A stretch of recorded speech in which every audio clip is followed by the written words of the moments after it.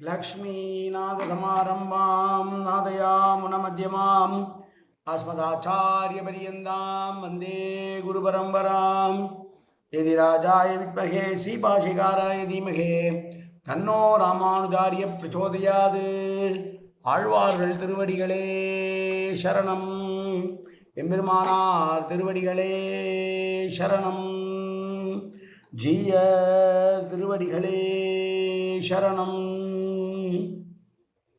யோ நித்யமச்சுதபதாம்புஜயுக்மருக்ம வியாமோகதஸ்ததிதரானதுருணாயமேனே அஸ்மத்குரோர்பகவதோஸ்ய தயைக சிந்தோ ராமானுஜஸ்ய சரணம் சரணம் பிரபத்தே நீரார் கடலும் நிலமும் முழுதுண்டு ஏலார் ஆலம் இளந்தலின் மேல் துயிலந்தாய் சீரார் திருவேங்கடமாமலிமேயாராமுதேடியர் கருளாயே. எல்லாம் வல்ல ஏழுமலையான் பெருங்கருணையால் 4000 திவ்ய பிரபந்த பாசுர பதிவேற்றங்களின் வரிசையில் இன்றைக்கு 2108வது நாள் பாசுர பதிவேற்றம். திருமங்கையாழ்வார் அருடைய பெரிய திருமொழியிலே 7ஆம் பத்திலே வரக்கூடிய 6ஆம் திருமொழியினுடைய 7வது பாசுரம் 657வது பெரிய திருமொழி பாசுரம். இந்த பாசுரமானது திருவழுந்தூர் என்கிற திவ்ய தேசத்தை பற்றி வருகிற பாசுரங்களிலே 7வது பாசுரம் இந்த பாசுரம்.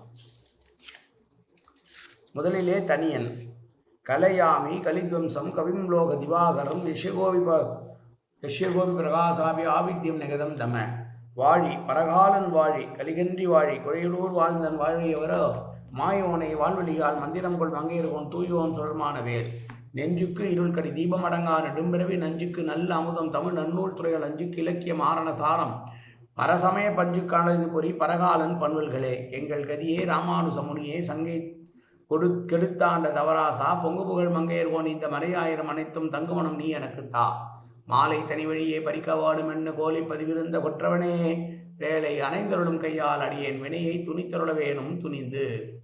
657வது பெரிய திருமொழி பாசுரம்.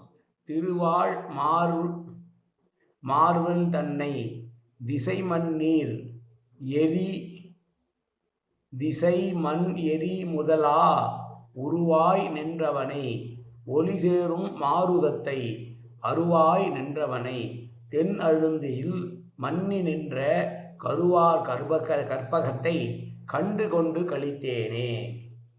அகலகில்லே நிறையும் என்று அலர்மேல் மங்கை உரையும் மார்பா என்று புகழ்பெற்றவன் பெருமாள். தன்னுடைய வலது பக்க மார்பிலே பிராட்டியை வைத்து கொண்டிருக்கக்கூடிய ஸ்ரீனிவாசன். திசை என்றால் 8 திசை சொல்லுவோம். ஈசான்யம், இந்திர திசை, அக்னி திசை, யம திசை, நிருதி திசை, வருண திசை, வாயு திசை, குபேரன் திசை என ஈசானத்தில் தொடங்கி குபேரனை முடியக்கூடிய என் திசை காவலர்களை உற்பத்தி செய்தவன். பஞ்சபூதங்கள் என ஆகாயம், காற்று, நெருப்பு, நீர், இந்த உலகம் என 5 உலகங்களை 5 பஞ்ச பூதங்களை உருவாக்கியவன். அந்த பஞ்சபூதங்களுடைய ஆத்மாவாய் உள்ளிருப்பவன்.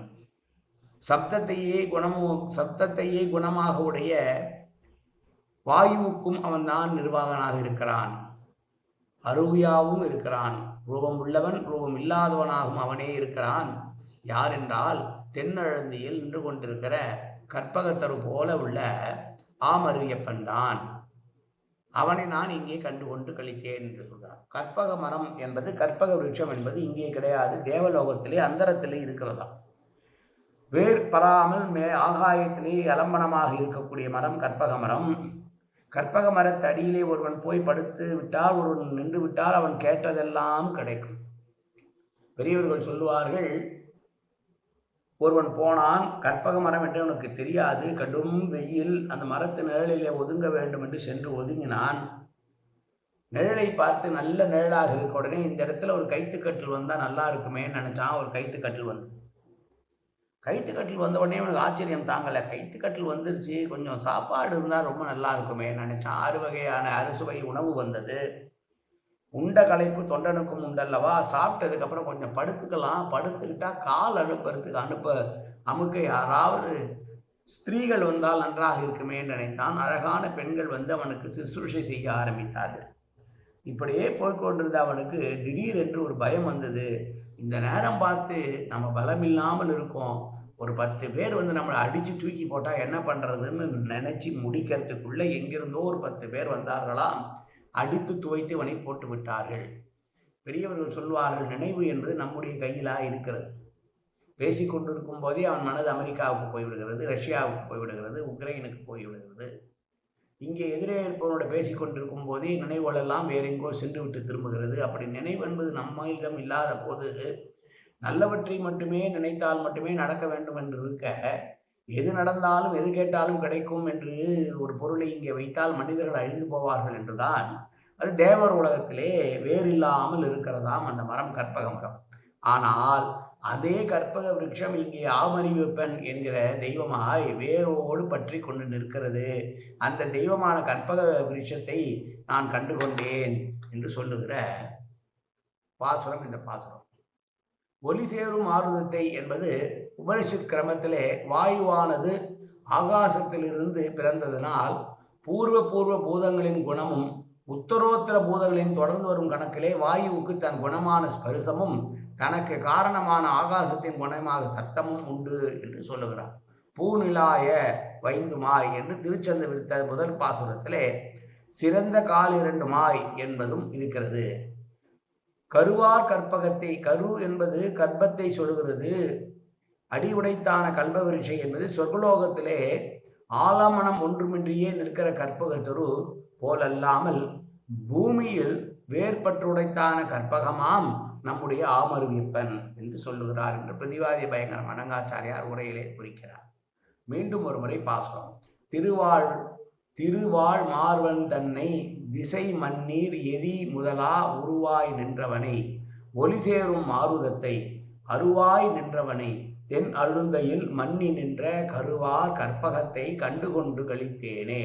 காயேன வாச்சா மனசேந்திரீர்வா உத்யாப்தனாவா பிரகதே சுபாவாத் கரோமேத்தத் சகலம் பரஸ்மை ஸ்ரீமன் நாராயணாயேதி சமர்ப்பயாமி. உடலாலும் உள்ளத்தாலும் வாக்காலும் சகலவிதமான பாவங்களும் தோஷங்களும் நிறைந்ததாக உலகத்தினுடைய இயல்பு இருந்த போதிலும் அடியேன் செய்கிற நல்வினையோ தீவினையோ அத்தனையும் உன்னுடைய கமலமலர் பாதைகளில் சமர்ப்பிக்கிறேன் கண்ணா. காத்தருள்வாய் கண்ணா, ஏற்றுக்கொள்வாய் கண்ணா. எப்போதும் உன் திருநாமம் கண்ணா கண்ணா கண்ணா என்று நாள் வருவதற்கு அருள்வாய் கண்ணா. சர்வத்திர கோவிநாம சங்கீர்த்தனம். கோவிந்தா கோவிந்தா கோவிந்தா கோவிந்தா கோவிந்தா கோவிந்தா கோவிந்தா கோவிந்தா கோவிந்தா.